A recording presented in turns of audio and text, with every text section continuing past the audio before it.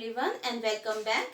हमने पिछले लेक्चर में समग्र पूर्ति के बारे में पढ़ा था और ये भी जाना था कि समग्र पूर्ति ही राष्ट्रीय आय होती है और राष्ट्रीय आय को या तो हम उपभोग पर व्यय करते हैं या बचा लेते हैं। तो एक बार हम लिख भी लेते हैं कि एग्रीगेट सप्लाई समग्र पूर्ति को ए से डिनोट करते हैं, वो वाई यानी कि राष्ट्रीय आय के बराबर होती है और राष्ट्रीय आय को या तो हम उपभोग पर व्यय करते हैं या फिर हम उसे बचा लेते हैं। तो आज का हमारा टॉपिक है, इस बचत से रिलेटेड हमारा टॉपिक है और हम पढ़ेंगे बचत प्रवृत्ति, जिसे हम बचत फलन के नाम से भी जानते हैं। तो सबसे पहले बचत होती क्या है? बचत हमारी इनकम का वो भाग होती है जिसे हम उपभोग पर व्यय नहीं करते हैं। तो इसीलिए बचत भी आय के साथ रिलेटेड होती है क्योंकि वो भी आय का एक भाग होती है। तो इसीलिए बचत फलन को अगर हम डिफाइन करेंगे तो उसकी डेफिनेशन होगी, आय और बचत के बीच में फलनात्मक संबंध को बचत फलन कहते हैं। एक बार रिपीट करती हूँ, राष्ट्रीय आय और बचत के बीच में फलनात्मक संबंध को बचत फलन कहते हैं। और बचत फलन को हम इस तरीके से भी लिख सकते हैं, saving is a function of y. तो ये बचत किसका फंक्शन है, किसका फलन है? आय का। इसका मतलब अगर हमारी इनकम बढ़ेगी तो फिर हमारी बचत में भी वृद्धि होगी और अगर हमारी आय में कमी होगी तो फिर हमारी बचत में भी कमी होगी। तो बचत हमारी इनकम के साथ इसका प्रत्यक्ष संबंध होता है। अब बचत क्या बताती है? ये जो इक्वेशन है इसे हम बचत फलन के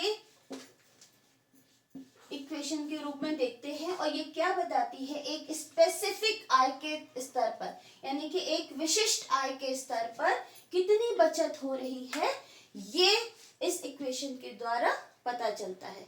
अब हम बचत फलन को एक रेखा चित्र और शेड्यूल यानी कि टेबल की सहायता से भी समझने का प्रयास करेंगे।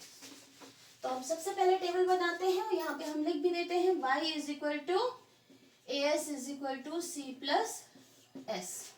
और सबसे पहले हमने यहाँ पे कॉलम बनाया, ये सेम टेबल है जो हमने प्रीवियस लेक्चर्स में भी ली हुई थी।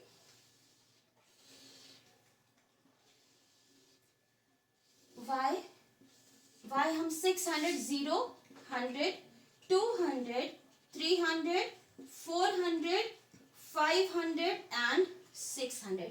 हम सबसे पहले c लिखते हैं क्योंकि हमारा फॉर्मूला जैसे y is equal to C plus S है, तो अगर हमें s निकालना होगा तो इस y में से हम c को माइनस कर देंगे, तो s का फॉर्मूला है y माइनस c। तो सबसे पहले हम c को लिख लेंगे जो हमने प्रीवियस लेक्चर्स में लिखा हुआ है। सेम कॉपी करते हैं, 80, 160, 240, 320, 400, 480 एंड 560। हम सेम टेबल इसलिए लेते हैं कि आप लोगों के लिए समझने में आसान रहे। अब y का s का फॉर्मूला लिखते हैं y minus c। That means y की वैल्यू 0 है और c की वैल्यू 80 है, तो s की वैल्यू कितनी हो जाएगी? 0 minus 80 is equal to minus 80। यहाँ पे क्या है? Minus 60, 200 minus 40 is equal to minus 40, minus 20, 0 plus 20 and plus 40। हम यहाँ पर देख रहे हैं कि बचत हमारी नेगेटिव है। ये बचत नेगेटिव क्यों है? इसका रीजन ये है कि जब हमारी इनकम 0 है तो उस समय जो हम उपभोग कर रहे हैं, ये उपभोग या तो हमने तो कमाया नहीं है, ये उपभोग तो किसी न किसी की बचत से हमने इस उपभोग को किया है, इसीलिए यहाँ पर बचत नेगेटिव के रूप में दिखाया जाता है। आपके दिमाग में आ रहा होगा कि हमारी इनकम 100 रुपए है तो हमारी इनकम में से बचत नेगेटिव कैसे हो सकती है? बचत नेगेटिव इसलिए है कि हमारी तो आय ही नहीं है, हमने किसी और की आय को यूज किया है। एक उदाहरण के साथ समझते हैं, जैसे आपके पास एक पिगी बैंक है, बचपन से आप लोग ने गुल्लक रखी होगी जिसको पिगी बैंक कहते हैं, ये आपकी सेविंग है और इस सेविंग में आपके पास कितना है? मान लीजिए आपने 1000 रुपए इस सेविंग बॉक्स में, यहाँ पर ग्लास है ये बकेट है आपकी, इस बकेट में आपने 1000 रुपए बचा के रखा है। अब ये आपकी दूसरी बकेट है उपभोग की। यहाँ पे हम हिंदी में लिख देती हूँ, लेक्चर हिंदी में है, बचत, और ये है उपभोग, दैट मीन्स कंजम्पशन। अब हमने क्या किया, मेरी इनकम लेवल अगर क्या है, मेरी इनकम लेवल अगर 0 है और इस 0 लेवल पे मेरा उपभोग कितना है, 80 है, टोटल बचत मेरी 1000 है। अब इस 80 को मैं कहां से करूंगी, मेरे पास तो कुछ है नहीं पैसे, तो उपभोग करने के लिए मैंने पैसे क्या करूंगी, यहां से निकालूंगी। तो क्या होगा, इस 1000 में से -80 होगा, तो फिर ये जो -80 है ये क्या है, ये हमारी अब बचत है। तो -80 हमने इधर निकालकर इधर हमने कंजम्पशन में +80 कर दिया। तो ये क्या है, सेविंग है, ये कंजम्पशन है। तो यहाँ हमारे पास कितना बचा, 920। अब उसके बाद फिर से हमारा उपभोग 160 है, जबकि इनकम, मान लिया अब हमारा क्या है, इनकम है 100, हमारा उपभोग कितना है, 160 है। तो 16 हमारी इनकम तो सिर्फ 100 रुपए है ना, तो 160 रुपए में हमारे पास एक्स्ट्रा 60 रुपए चाहिए होंगे। वो 60 रुपए हम कहाँ से निकालेंगे, ये हम यहाँ से निकालेंगे। फिर क्या किया, हमारे पास कितना बचा हुआ था, 920 बचा था, हमने फिर इससे 60 रुपए निकाल के +60 इधर कर दिया। तो इसीलिए हमारी बचत नेगेटिव होती है, क्योंकि जो हमारे पास जो बचत का घड़ा होता है, उस घड़े में से हम पैसे निकालकर उपभोग करते हैं जब हमारी आय का स्तर कम होता है। इसीलिए हमारी बचत ऋणात्मक भी होती है। इसे एक हम डायग्राम की सहायता से भी एक्सप्लेन कर सकते हैं। ये जब हम डायग्राम बनाएंगे तो बचत के डायग्राम में हम नेगेटिव, ये क्वाड्रेंट 1 कहलाता है, इधर क्वाड्रेंट 2 होता है, ये 3 होता है, ये 4 होता है। तो हम क्वाड्रेंट 1 के साथ क्वाड्रेंट 4 भी बनाएंगे। सबसे पहले यहाँ पे मूल बिंदु है ये 0। रीजन हमारा ये क्या है, यहाँ पे जो 0 के ऊपर की लाइन होती है ये +y को डिनोट करती है, और 0 के नीचे की जो होती है वो -y डिनोट करती है। इस पर हम बचत लेते हैं और यहाँ पर आय। अभी तक हमने जो रेखा चित्र देखे थे उसमें हमने खाली इसी लेवल तक देखा था, और इसके नीचे का हमने नहीं देखा था, इसके ऊपर ही हम डायग्राम को बनाते थे। अब इसके नीचे देखने का रीजन क्यों है, क्योंकि हमारी बचत अब नेगेटिव हो गई है। तो हम क्या करेंगे, सबसे पहले जब हमारी 0 आय के स्तर है तो फिर हमारा बचत कहाँ से स्टार्ट होगा, नेगेटिव इंटरसेप्ट से। तो ये O से, मान लीजिए इस पॉइंट को हम डिनोट करते हैं S, तो ये O से S के बीच में जो बचत होती है इसे हम बोलते हैं स्वायत्त बचत। और स्वायत्त बचत किसके बराबर होती है, जो हमने उपभोग किया है। इस टेबल में देखिए, ये 80 हमने पहले पिछले चैप्टर्स में पिछले लेक्चर्स में पढ़ा है कि 80 हमारा स्वायत्त उपभोग है। तो स्वायत्त बचत नेगेटिव होगी, लेकिन उस कितनी नेगेटिव होगी, उतनी ही जितनी हमारी पॉजिटिव स्वायत्त उपभोग है। तो इसीलिए यहाँ पर हम जो डिस्टेंस लेंगे, हमारा स्वायत्त उपभोग ऊपर से होता है, अगर हमें ऊपर से, तो उतना ही डिस्टेंस हम नीचे लेंगे जितना हमारा ऊपर स्वायत्त उपभोग होता है। इसके बाद हम यहाँ से स्टार्ट करके एक बचत की रेखा का निर्माण करेंगे। तो ये वाली चीज है, ये -C है, ये C होता है और ये -C होता है। तो ये वैल्यू हमारी स्वायत्त बचत होती है। इसके बाद इंटरसेक्ट करता है ये बचत वक्र x एक्सिस को, मान लीजिए ये पॉइंट A लिख देते हैं। तो यहाँ पर बचत हमारी 0 हो जाती है, जैसे हमारी 400 इनकम लेवल पे बचत 0 है। इसके बाद भी जैसे जैसे इनकम बढ़ेगी वैसे वैसे हमारी बचत में इंक्रीज होगा। ये हम कैसे देख रहे हैं, जैसे अगर हम O से, दैट मीन्स मूल बिंदु से x एक्सिस पर राइट हैंड साइड मूव करेंगे, यहाँ से हम इधर मूव करना शुरू करते हैं, तो उससे क्या पता चलता है, हमारी इनकम में इंक्रीज हो रहा है। पहले हमारी बचत नेगेटिव थी, धीरे धीरे जैसे जैसे इनकम बढ़ी वैसे वैसे हमारी जो नेगेटिव बचत है धीरे धीरे कम होती गई। पहले हम अपने बचत वाले घड़े से 80 रुपए निकाल रहे थे, फिर हमने उससे कम निकाले क्योंकि हमारी इनकम हो गई, 60 रुपए निकाले। फिर हमने वो अपनी जो गुल्लक है उसमें से और कम रुपए निकाले, 40 रुपए निकाले, फिर 20 रुपए निकाले। फिर एक लेवल आया कि हाँ मेरी इनकम इतनी अच्छी हो गई है कि अब मुझे अपने गुल्लक से पैसे निकालने की जरूरत नहीं हो रही है, जितना मैं कमा रही हूँ उतना मैं खर्च कर रही हूँ। इसके बाद ये जो लेवल आता है जब हमारी बचत, ये ए बिंदु के पश्चात हमारी बचत जो है पॉजिटिव हो जाती है, यहाँ पे धनात्मक बचत होती है। इधर हम लिखते हैं अबचत। अबचत मतलब हम अपने गुल्लक से पैसे निकाल रहे हैं या देश की अर्थव्यवस्था की गुल्लक से पैसे निकाल रहे हैं। देश में बहुत सारे लोग काम करते हैं और बहुत सारे लोग काम नहीं करते, तो हम जो यहाँ पे खर्च कर रहे हैं वो हम किसी और की अर्निंग से हम खर्च कर रहे हैं। यहाँ पर जैसे जैसे हमारी इनकम बढ़ती जाएगी, अब हमने क्या किया, अब हमारी इच्छाएं पूरी होने लगी धीरे धीरे, तो हम अपनी बचत का, अपनी इनकम का थोड़ा भाग बचा लेंगे और वापस से उस पिगी बैंक में, उस गुल्लक में डालना शुरू कर देंगे, तो फिर हमारी बचत पॉजिटिव हो जाएगी। अब हमारी इनकम क्या है, मान लीजिए हमारा बकेट है, वही एग्जाम्पल दोबारा बना देते हैं। अब क्या है, हमारी इनकम जब पहुंच गई 500 रुपए, अब मेरे खर्चे कितने हैं, 480 है, तो इन दैट केस मैंने उपभोग कितना किया, 480। तो मेरे पास इस 500 में से कितने बचे, 500 माइनस 20, सॉरी 500 माइनस 480, तो मेरे पास कितने रुपए बचे, 20 रुपए। तो ये 20 रुपए हमने किस में डाले, इसमें डाले, तो ये वैल्यू हो गई +20। ये क्या है, हमारी बचत का पिगी बैंक, जिसको हम गुल्लक कहते हैं। जब हमारी क्या होती है, पॉकेट मनी मिलती थी बचपन में और हमारे खर्चे हमारी पॉकेट मनी से कम होते थे, तो हम क्या करते थे, एक्स्ट्रा पैसे इसमें बचा लेते थे। तो वैसे ही अर्थव्यवस्था में भी जब हमारे खर्चे हमारी इनकम से कम होंगे, दैट मीन्स उपभोग हमारी आय से कम होगा, तो हम अपने पिगी बैंक में थोड़े पैसे बचा लेंगे।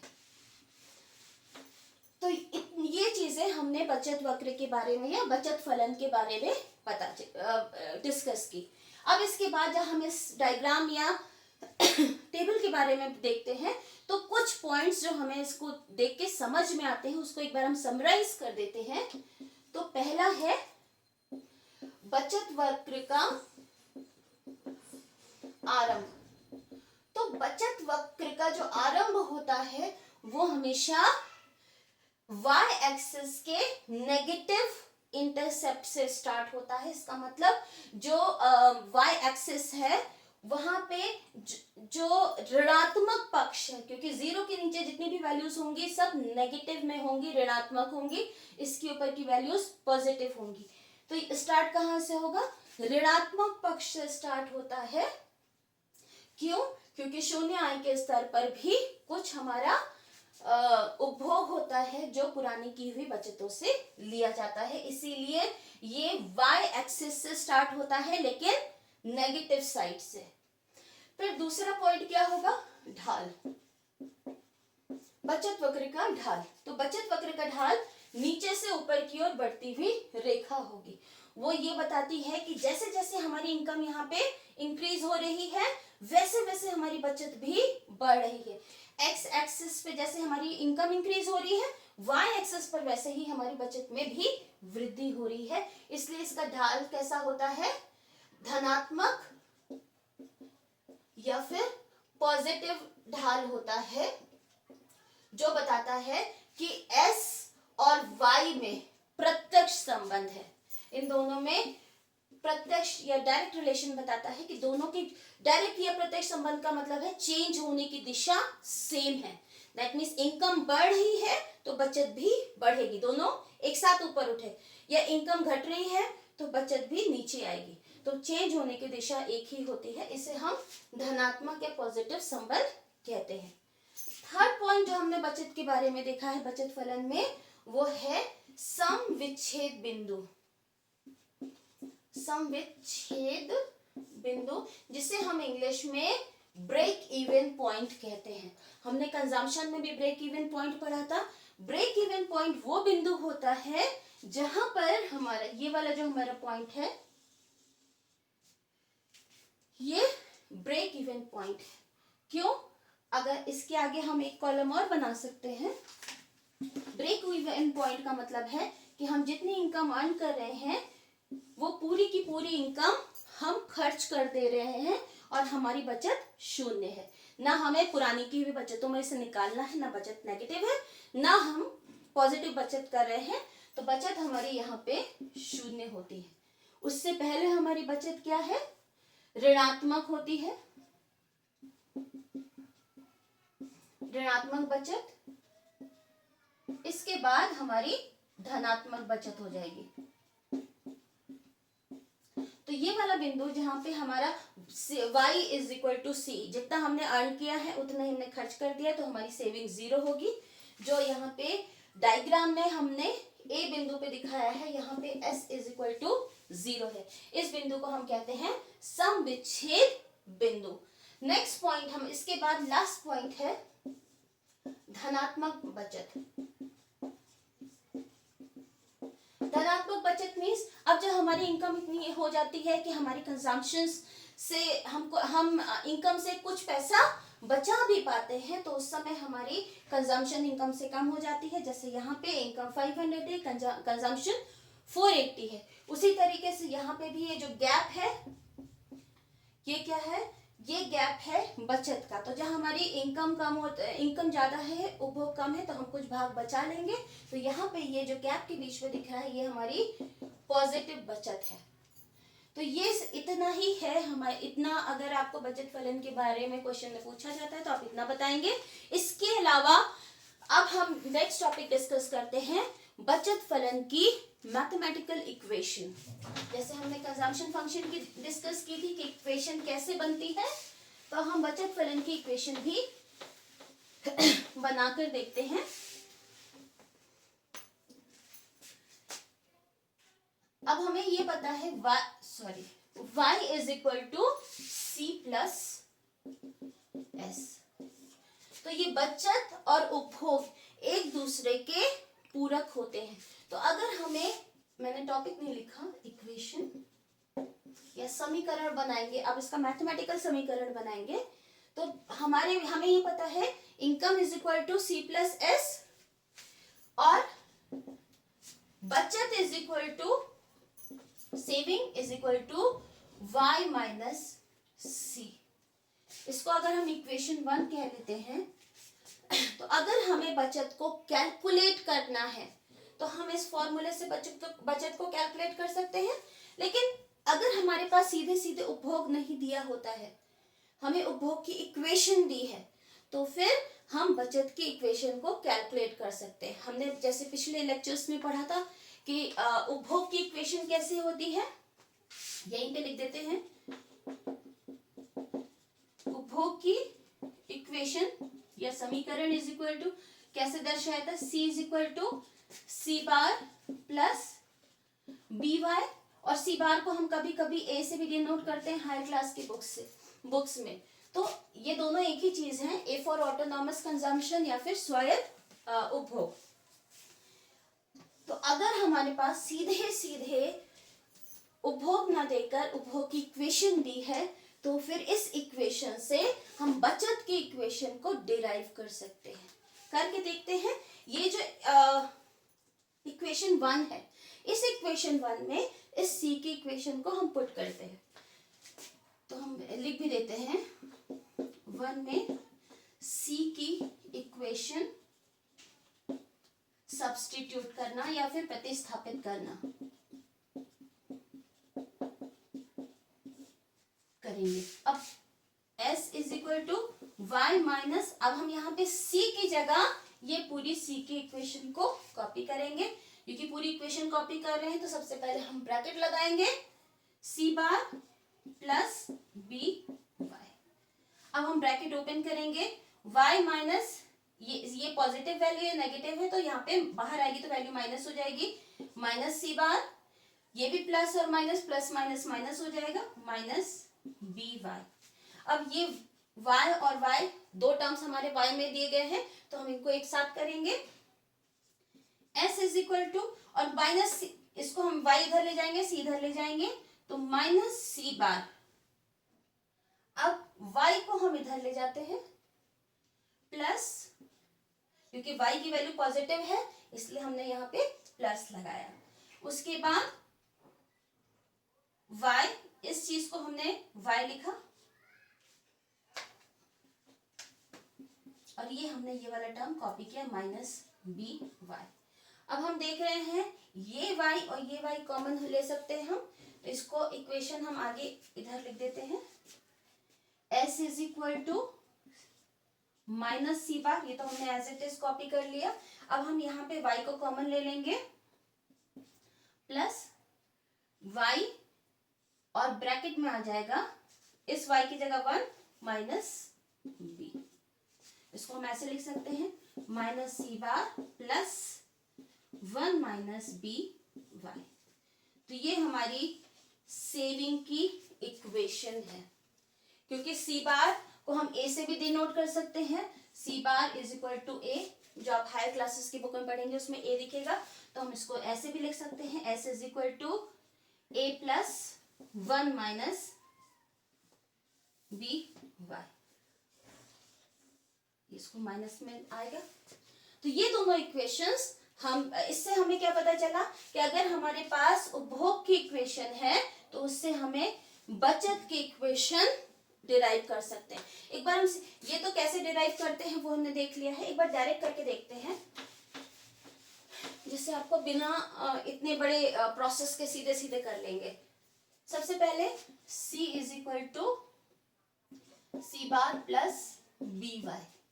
अब हम s की देखनी है तो जितनी वैल्यू हमारी सी बार की है उतनी हम माइनस सी बार कर देंगे तो वैल्यू हमारी स्वायत्त बचत हो जाएगा। उसी तरीके से प्लस है इस b, ये जो b है, b क्या है, b is equal to MPC जो हमने प्रीवियस लेक्चर में पढ़ा है।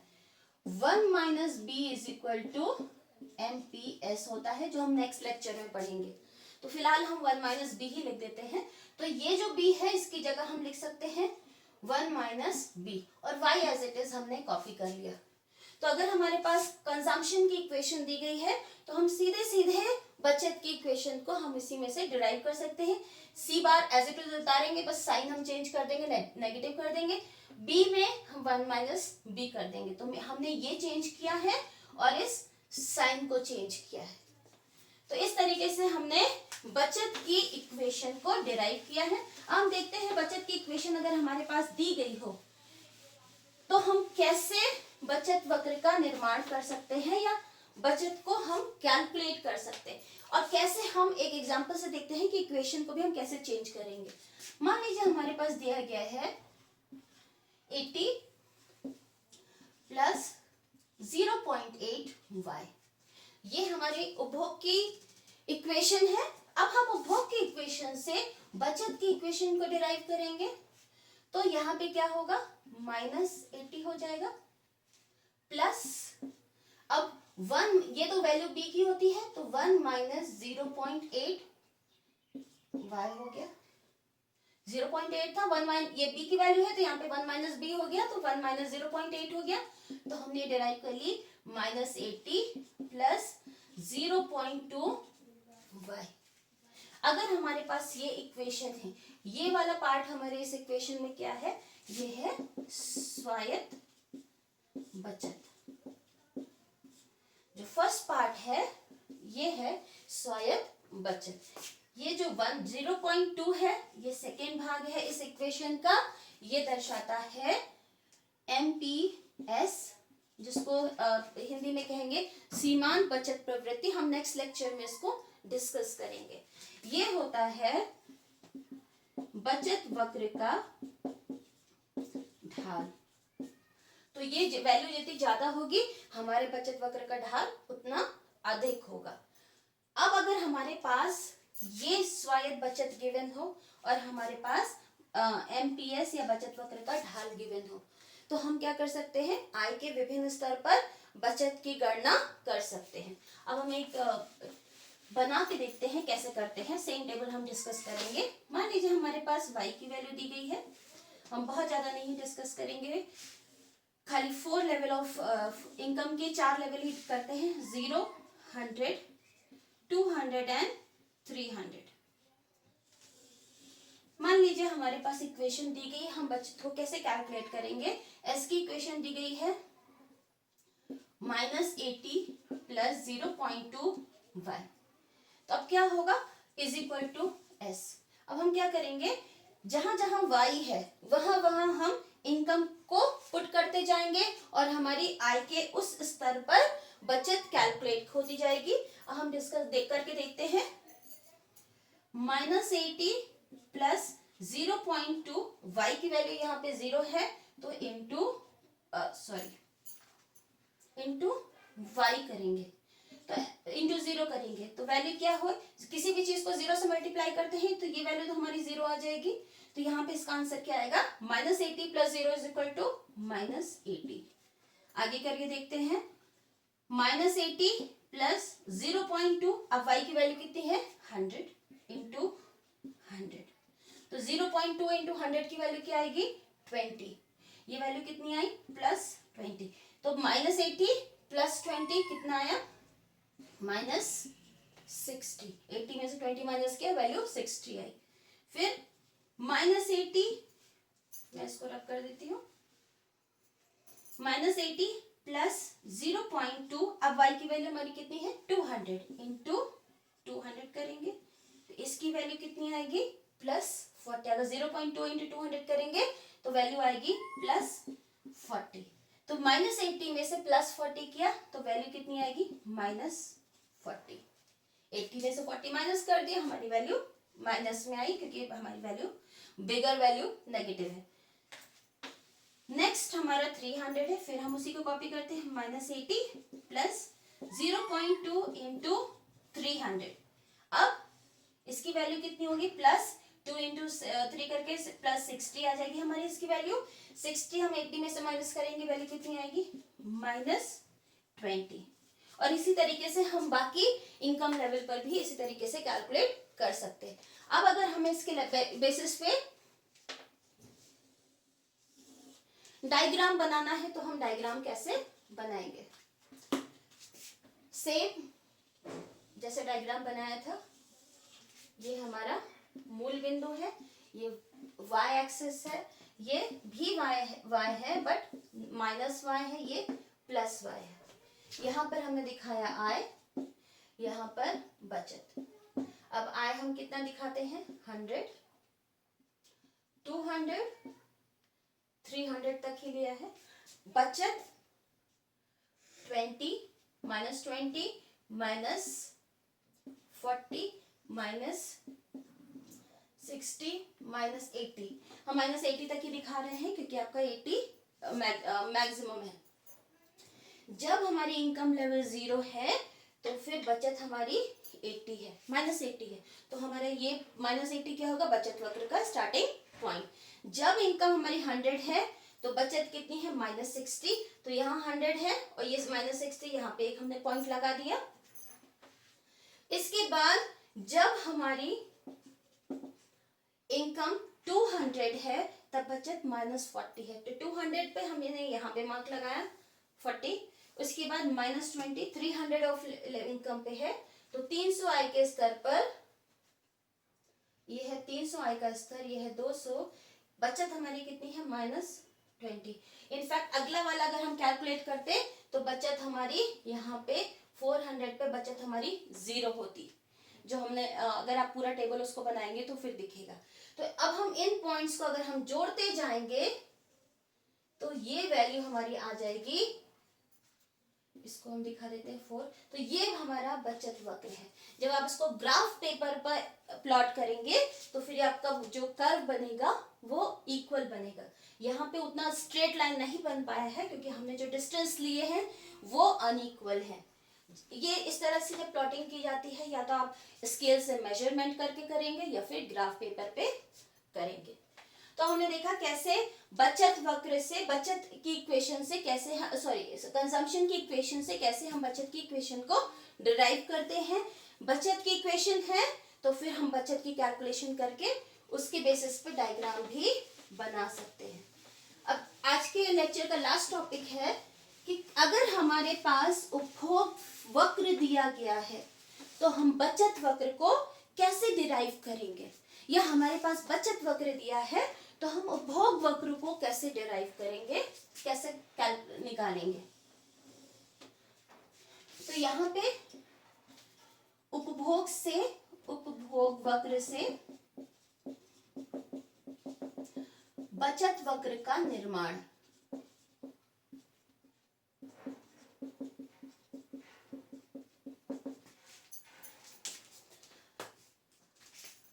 अगर हमारे पास तो क्या है, आपको गिवन क्या है, उपभोग वक्र है, और इस उपभोग वक्र से हमें क्या बनाना है, बचत वक्र। करके देखते हैं। सबसे पहले गिवन क्या है, उपभोग वक्र है, तो हम सबसे पहले डायग्राम में उपभोग वक्र बनाएंगे, क्योंकि रिलेशनशिप हमें इनकम के साथ बनाना है, दिखाना है, तो फिर हम इनकम का वक्र भी निर्माण करेंगे। ये 45 डिग्री लाइन हमारी आय की लाइन हो गई, और सी रेखा सी का हो गया। ये जो सी के बीच में है ये है सी बार। अब हम बचत वक्र का निर्माण करते हैं। हमें कल आप सेम डायग्राम में बना सकते हैं, बट हम इसको अलग बना रहे हैं जिससे कंफ्यूजन ना हो। यहाँ पे हम दिखाएंगे आय, ये एक्स एक्सिस है, यहाँ पे हम दिखाएंगे बचत। अब हमारे पास गिवन है उपभोग। अब जितना ओ सी है डिस्टेंस, यहाँ पे आपको दिख रहा होगा ओ सी का डिस्टेंस है, आप स्केल से मेजर करके उतना ही डिस्टेंस, ये मूल बिंदु है, उतना ही डिस्टेंस आप मूल बिंदु से नीचे की तरफ लेंगे।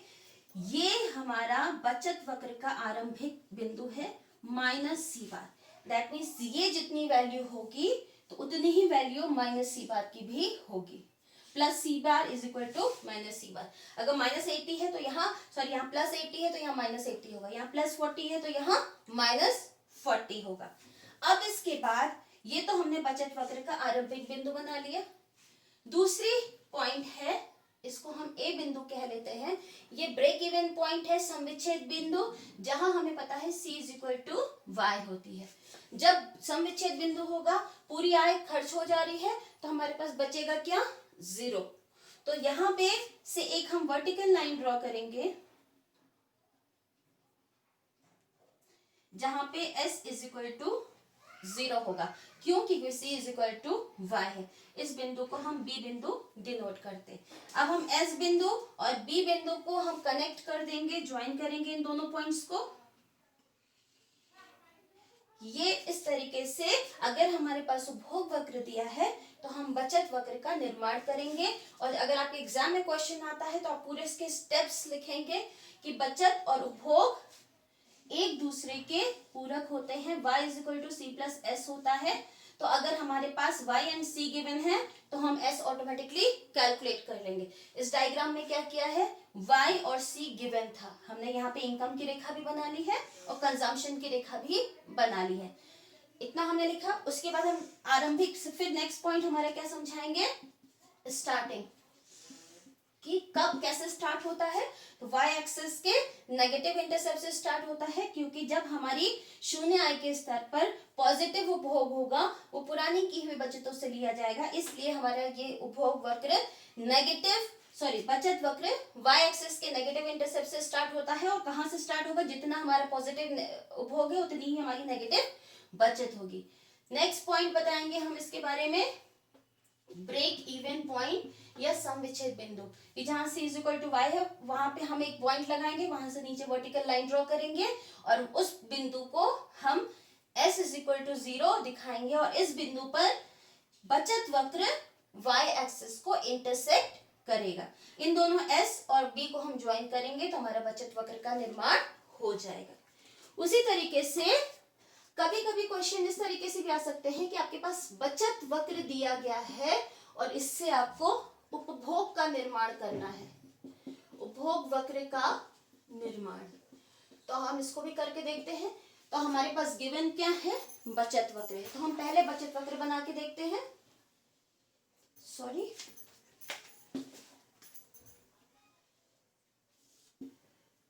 छोटा बन गया, थोड़ा सा बड़ा डायग्राम। ये माइनस वाई, ये प्लस वाई, ये 0, ये है हमारा एक्स एक्सिस। अब यहाँ से एक हम लाइन ड्रॉ करते हैं S, ये क्या है माइनस सी बार।